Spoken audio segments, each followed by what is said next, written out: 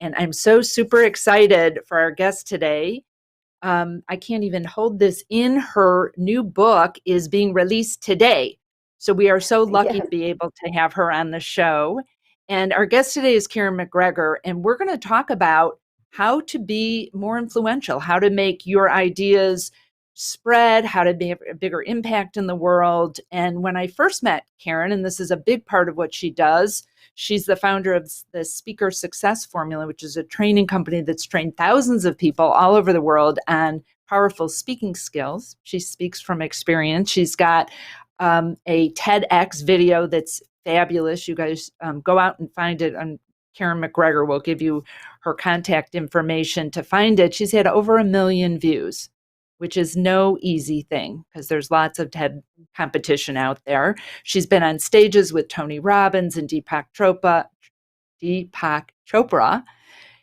And so she knows really what she's speaking from experience. And Karen, welcome. I'm so excited to have you here, especially on this auspicious day for you. Well, thank you, Ellen. And I have a copy of my book right here. It's so exciting. It's my third book, but it never gets old. You know, that day of the launch is still a beauty. And here we are talking to your beautiful community of financial advisors. So I'm really hoping to be able to support you all today with a different angle and look at influence and how we can influence in a positive way to make greater change on the planet. Yeah, so I have to interrupt before we launch into all your amazing content. I forgot to mention the name of your book, which is pretty important because I want you guys all out there on Amazon or on Karen's website getting this. It's the Tao of Influence. I love this subtitle: Ancient Wisdom for Modern Leaders and Entrepreneurs. And what I love about your work so much, Karen, is that you take this very grounded, practical systems and strategies, but help your audience and your readers and your followers look at what the inside job on that is. So let's just dig right in. Can you share with us about the 4 pillars of influence? Absolutely.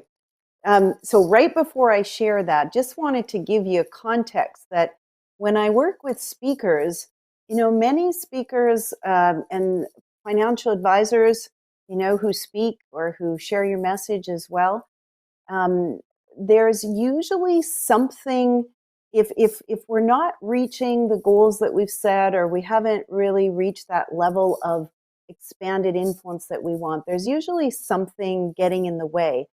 And that something was something that I did not address for many years. So I would teach people everything they needed to know, but then either they wouldn't use it or they just wouldn't do the things that they needed to do at the time they needed to do it, and procrastinate, and a lot of drama around the whole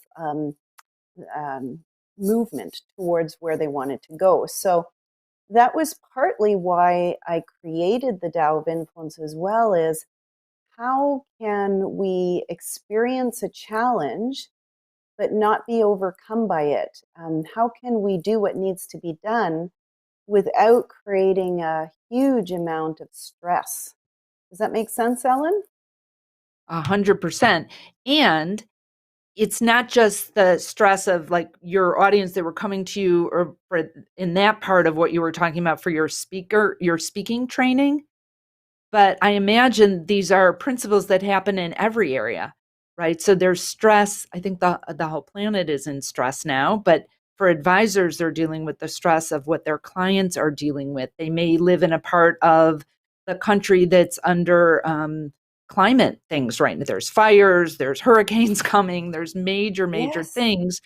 Or they may be at home with kids and trying to work and manage their teams. There's a lot of issues that are up for people. And so I would imagine those internal things you're talking about are not just in how we are in our public persona. Yes, and what I love what you've said is we do have to acknowledge both what's happening in our outer world, but also what's happening in our inner world, because these are unprecedented times. And for most of us, we've never been in so much uncertainty.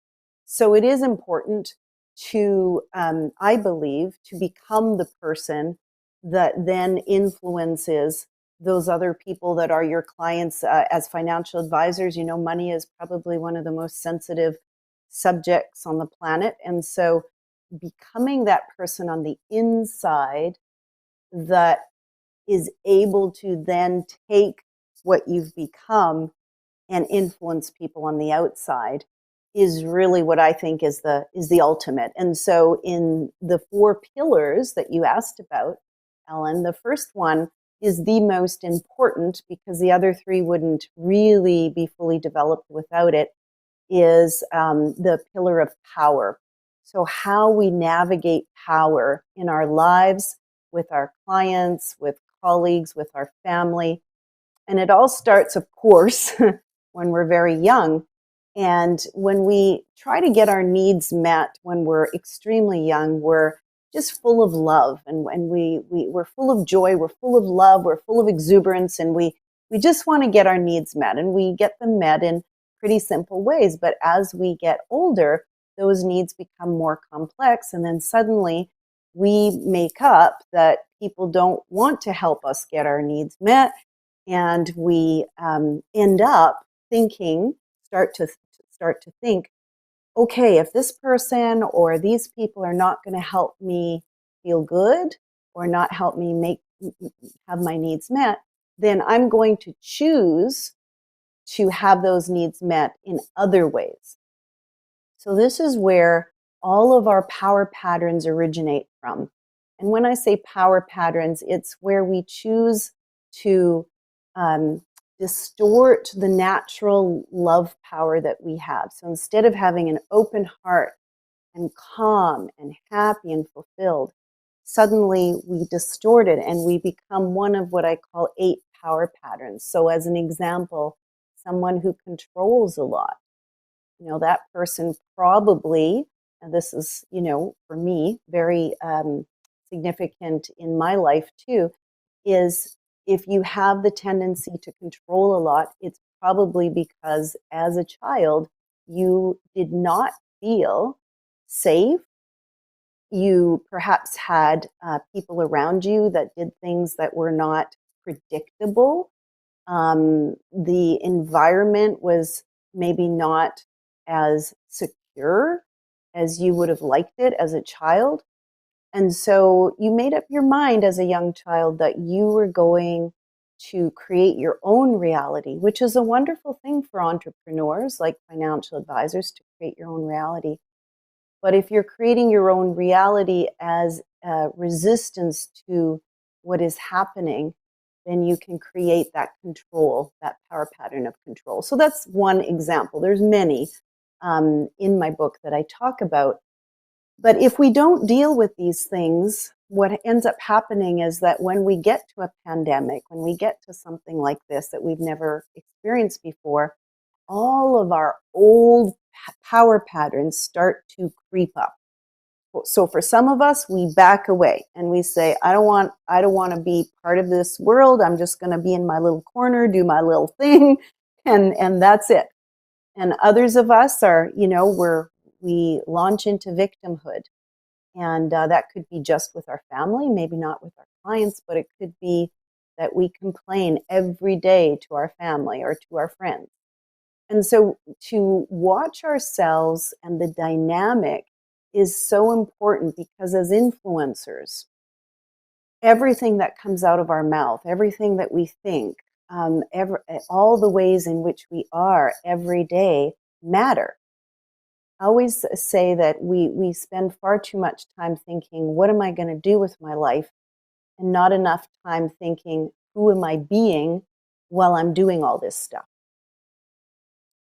Does that make So sense? is it, yeah, totally. So Yeah. with your 8 power patterns, is it, Mm. do you find that people identify pretty easily once they read the descriptions of the power patterns? Like, oh, yeah, that's my default. When I get stressed or things feel challenged, I go into control, or maybe I'm just always controlling, or whatever the other ones are. Or do you feel like sometimes um, people are a little bit more confused, and I don't know if that's a self-awareness thing, but and then are there like suggestions about, okay, if I'm being too controlling in your example, like how can is it just knowing that, oh, like I don't want to be like that, or are there techniques to Yeah, address it? exactly. So what I do is I take the philosophy and the principles of the Tao Te Ching, which is a 4,000-year-old wisdom text. It's actually considered by scholars, one of the wisest books ever written. It's very short, 81 verses. You can read it quickly. But it's like poetry. It's dense. And so what I've done is I've taken the principles and I have created step by step ways in which to begin to dismantle those distorted power patterns so that we can show up fully. And so, Ellen, you asked me about the other three pillars to influence. So I just want all of our listeners to understand that if your power, and for most of us it is, by the way, unless you're the Dalai Lama, most of us have some distorted power. And that can show up in many, many ways. Other ways are blame, the judge, being the special one. You're removed from everyone. You somehow have that specialness, right? And we can see that in different work environments as well. And so whatever it is that you have as your power pattern, not only do you see it for what it is, and once you read it in my book, you'll say, oh, okay, yes, I see that. As an example, a need to be right. The need to be right is very much prevalent in a controller, but it can also be very prevalent in a victim, that need to be right and how that plays out in your life. So I talk about the 10 ego needs, I talk about the 8 power patterns, and then I give people ways. Okay, how do we dismantle the mind's power patterns? Because we all have them, some to a greater degree than others. But the more that we work on that and practice that, the more that we're able to take a situation like the pandemic and actually live through it with grace, confidence, joy, happiness, and peace. And people say, well, that's impossible. But actually, if you look at some of the people who've mastered their mind, and I'm not talking about, mindset as much as I'm talking about really mastering our thoughts to see it for what it is, but then to be able to release it. And there are different ways in which to do that. And so I think going from the first pillar to the second, which is presence, is huge to be able to move from one to the other. But Ellen, I think for those people listening, if you really want to be present and you're finding yourself stressed and it feels like you just aren't with the people that are in your house or perhaps in your community, they can feel that, and they can't. It's very difficult to help people and support people and create change on the planet if we ourselves cannot be present to them or to anyone else. So that's why I say get your power patterns figured out first, and the nature of the mind, understanding the nature of the mind and using your understanding in practical ways. Then moving into presence is much easier, because people say, well, I'm only present when I meditate. And that's not very helpful to the rest of the world. So it's important. Get those power patterns, but also, get into an environment in which it's easier to be present. So I was saying, I'm just actually doing a TV interview tomorrow, and I've done a couple TV interviews on this topic. It seems to be a popular topic about how to create calm in your home. And so if you want to be present, just look around you, look around your environment. Is this an environment that you believe is easy to be present in? Why are we making it so hard on ourselves? there needs to be certain maybe boundaries, certain things put away, perhaps things that come out like music, salt lamps, prayer beads, whatever it is that you find creates that inner calm. But without the mind, without learning those power patterns, we can create all the calm we want in our environment, but it isn't going to change anything because the inner environment is chaotic. Yeah, that makes so much sense. And the being present. Also, my experience as a longtime meditator is the more present I am, the calmer people in my home are around me. That So it spreads to them, and I don't know if it's because I'm not stirring the pot, or if there's like an energetic way that they're just feeling when the waters are more still in my mind. yes. So sorry, I just had your wonderful guy there tell me that I've got a little bit of a problem here with my hair. So I'm going to do this because I couldn't listen to both of you at the same time. I know that's a magic trick of some people, but I haven't been able to master it yet. So can you repeat that, Ellen, Yeah. No, so please? what I was saying was, when you're talking about presence, I was thinking about a couple things about us being present. And what I had said was, when the more calm I am, I know that it spreads to everyone around me. So there's what I heard you say is there's the physical environment that can make us feel calm, which I know when there's a lot of clutter around, that for me, that feels less calming. For my husband, it's even more distressing than it is for me. But also, I've been a long time meditator, and I know that the more calm I am, it like the waters are more still in our home. Yes, So has yes. that been your experience as well? Well, and that's really, when I talk about my book, The Tao of Influence, that's the number one thing that I say is influence. A lot of people think influence is an extraction, like we're trying to change something by extracting it. But real influence is actually who we are being inside. And so, Ellen, the greatest thing that you and all of the listeners can do is absolutely create your inner calm, because that will absolutely impact everyone around you. And it's amazing to see even people who are quite hyper or quite chaotic, when they have even one person around them that reminds them of the calm, their brains start to synchronize, not fully, but at least partly. And it's a very interesting impact that we can all have when we ourselves are calm. Um, yeah. And things just work better. My husband left for out of town today, and my son, who's been working like crazy, he's like, "You guys didn't even tell me Dad was leaving." And my husband, I looked, I was like, "Was that because he's been working so much, or we haven't been present, that we haven't shared it with him?" It's not like we live in this gigantic house that we would not cross paths that way. But my other experience with that, and then, I absolutely want to make sure we get to your other two pillars, is that things, when I am less present, things take so much longer because, like, I forgot, did I wash my hair today? Did I, everything is when my mind is on, which most of the time it is, but when it's really on other things that are happening in the present moment, everything becomes so much less efficient. Yes. And I always say, we can take all the productivity training in the world, but the greatest productivity training is really handling, again, those power patterns to allow us to be present.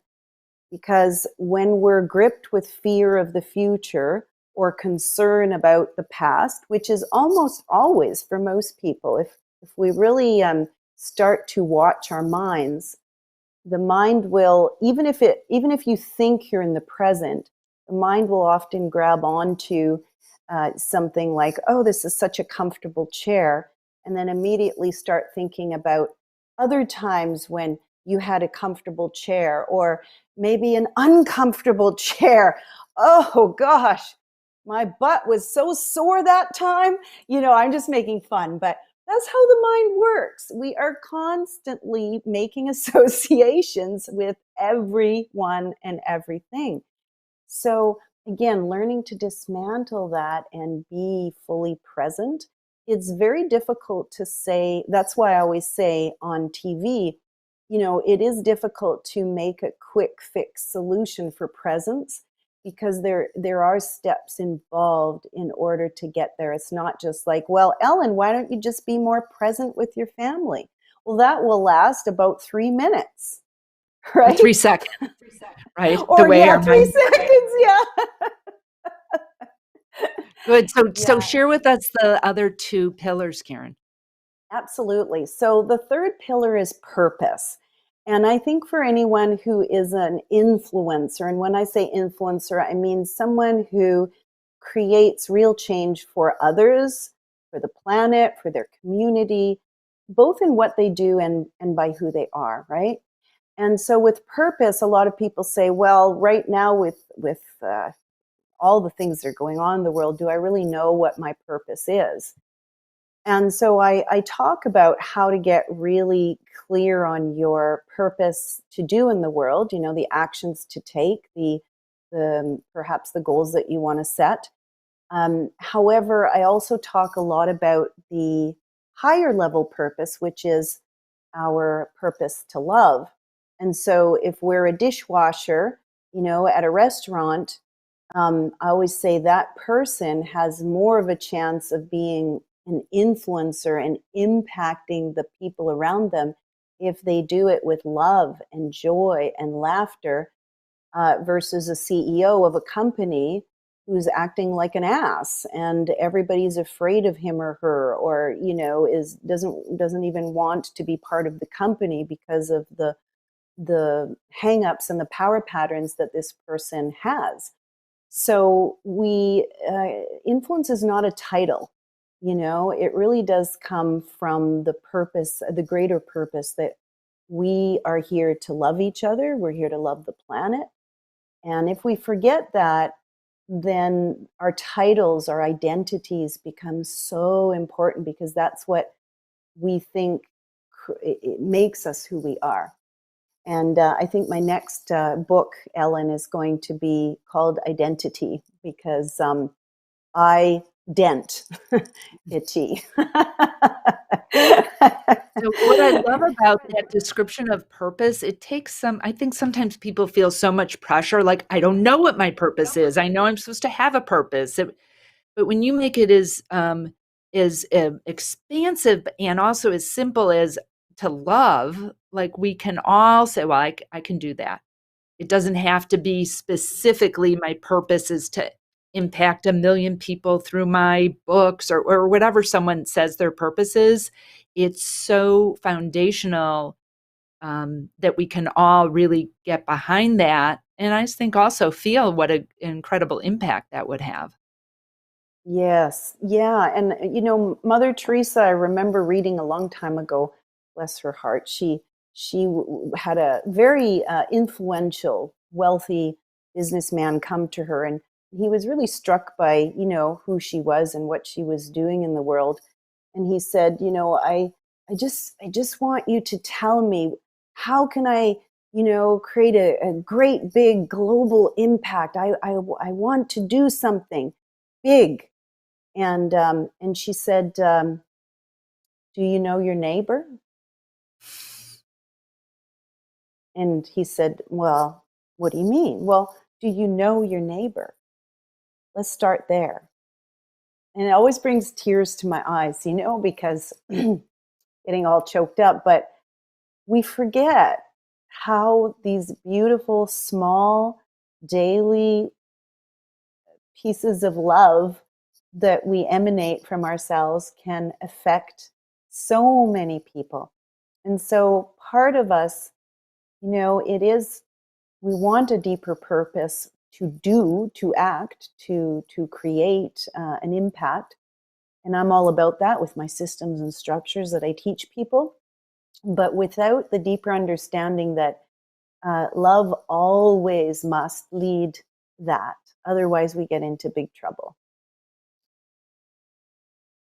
Yeah, I was reading a quote today from Herb Kelleher of who founded Southwest Airlines. And I wish I had it in front of me. I didn't know we were going to be talking about this, but that's what he was really saying, is that when you love your customers and your team, that's what's going to make someone successful. So it was that underlying premise that is an amazing way to be in the world and connect with others. That's great. Thank you. You're welcome. Yeah, and our fourth pillar, going back to purpose, one thing that as leaders we need to do more often, and I think right now it's difficult to do, but it's definitely necessary to do, is to help others with their purpose. So sometimes, we can see it. We can see something in someone, and it's just so obvious. They might be in the complete wrong job, or they might be, in the right job, but maybe not reaching their potential because they haven't really found something inside of them. And so often we let that slip. We don't really support people to see the greatest version of themselves, and to see that, you know what, maybe your purpose is a little bit off. Let's come back and see. Let's go to alignment here. When I interviewed Matthew Knowles, he's Beyonce's father, I didn't do many interviews, but he's one of them in the Dial of Influence that, he really struck me. He said, Karen, I'm never afraid to fire someone when I know that it's clear that what they're doing in my company, the role, is not their purpose.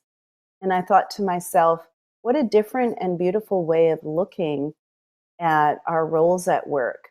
If someone is not happy, it's not their purpose, they're doing it for the money, they're afraid to survive or whatever, we really have to have a conversation with them. Is this really what you want? And if not, where might you be better suited, and what can we do about it? So maybe it's not firing, but it might be, let's try and find this person a different role, or if they need to be let go, you help them to discover what is it that's their next step.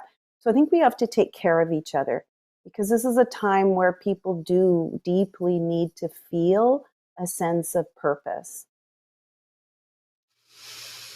Great. Okay, let's get to number 4 so we don't leave like with a cliffhanger. Like I've got the 3 of them, but what's number 4?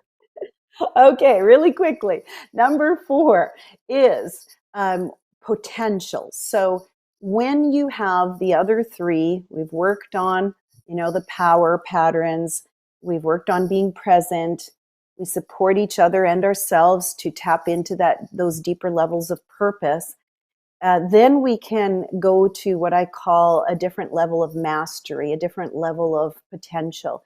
And so that's where we really we move from the me to the we. We move to things like starting or creating or being part of a big movement, big human designed to support humanity, big projects, or it could be that you master as a financial advisor, for example, you master it so well, you take it to a completely different level, that people are just really inspired by you. Maybe there's young up and coming financial advisors who want and need, what you have to offer. And so the whole thing is, potential is divine. So people say to me, oh, I don't want to be perfect. No, perfection is not for me. And I always say, well, what if you could take fear out of the word perfection? Because perfection without fear around being good enough is actually a very divine thing. To be as good as we possibly can be in one area, not for our ego, not to attain, not to extract from the earth or different people, but it is a level of coming in touch with our divinity, so to speak. So you look at a beautiful piece of art like Michelangelo's The David. People cry when they see the David. Why? because it is as close as you can get to perfection, and people respond to that because we are built that way. So never be afraid to, aim really high and to do good things on the planet. So beautiful. Great. So, Karen, I know we want people to, because it's an amazing book, to go get the Tao of Influence. And I know you have a special offer. Tell us a little bit about if they're getting the book, which they should, for no other reason Absolutely. that they're going to learn, but there's like a special thing that they'll have, right? That you're Yes. offering. So that's right. So there's two ways to get the book. The first is if you are anywhere in the world, it's easy to get it on Amazon. And then you email us the receipt, and you'll get an awesome gifts, which I'm about to tell you about. And the second way is just to go to my website, KarenMcGregor.com, click on the book. It'll also allow you to purchase the book direct through my website, and then you will automatically get the gifts. So either way, it doesn't matter to me, whichever way you choose to. If you choose to purchase through Amazon, the email is info@KarenMcGregor.com. So info@KarenMcGregor.com. Oh, I see it's on the screen. Yeah.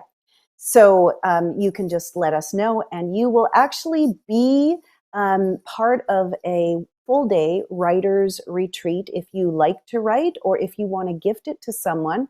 The value is $500, and it's a day to share with people the writing journey, the creation of a book. What does it take to not only create but market it, to find a publisher, agent. I'm going to have my own publisher and agent on the line to talk to people and to answer their questions. We'll be talking about story, the power of story, self-publishing if you choose to do that, and also traditional publishing. So it's a really great informative day. And you get that completely free with the purchase of a book. I also have more in-depth training with the purchase of 1 or 3 copies to do with the nature of the mind and dismantling those power patterns. So those are also going to be gifts of yours when you purchase the Tao of Influence. Fabulous. And I know many of you out there are either aspiring authors or you're partway through your book, and Karen's an amazing teacher. So please take her up on that. And thank you, Karen. Thank you so much for sharing your wisdom. And again, on such a big day, I'm so honored to have you on the show with us. Thank you. Thank you, Yay. Ellen. Book release Grateful. day. And Yeah. thanks everybody for tuning in. And for all of you out there, thank you for listening and being part of this community. I'm super excited, and really, Karen's paved the way for this. We have a webinar this week, a complimentary webinar on Thursday about finding your superpower, your unique edge. And it's really a lot about what Karen was talking about in terms of kind of some purpose things or presence, and how you set yourself apart from the competition in a truly authentic way. So I'm really excited to share this with you. The link is on the bottom of the screen, but if you go to news.horsesmouth.com/superpower, you can register there. It's going to be awesome. So I hope you'll join us there. And for all of you out there, I just really want to say, how big of a positive impact are you willing to make? How big is your influence going to be? And I hope you're taking all these tools that Karen taught us and you're going to expand on them. And remember, be great and create great every